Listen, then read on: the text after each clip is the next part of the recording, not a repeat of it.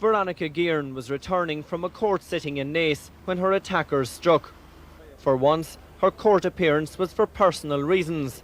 She had been charged with speeding and feared she was about to lose her driving licence. But, a lifelong football fan, her thoughts were also on tonight's Euro 96 semi-finals.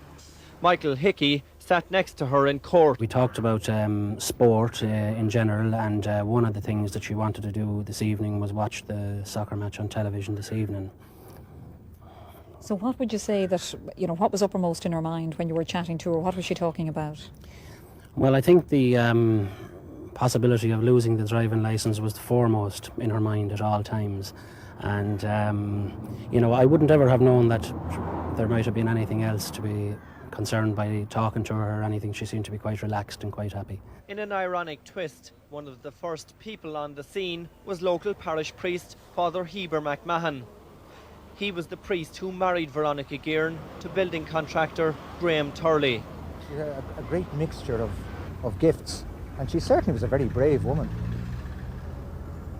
And what kind of person was she aside from all of that, the public side of her? In the nicest possible sense of the word, I'd say a very ordinary person. It's a tragedy, really. Veronica Guerin had twice previously been the victim of gun attacks. Tonight, Gardaí aren't ruling out a link with those incidents, but they stress they're keeping an open mind.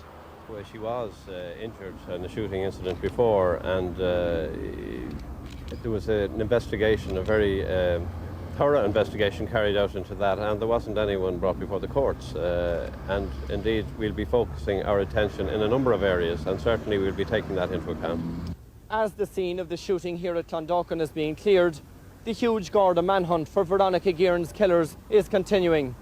This evening, Gardaí issued a description of the two men who carried out the attack.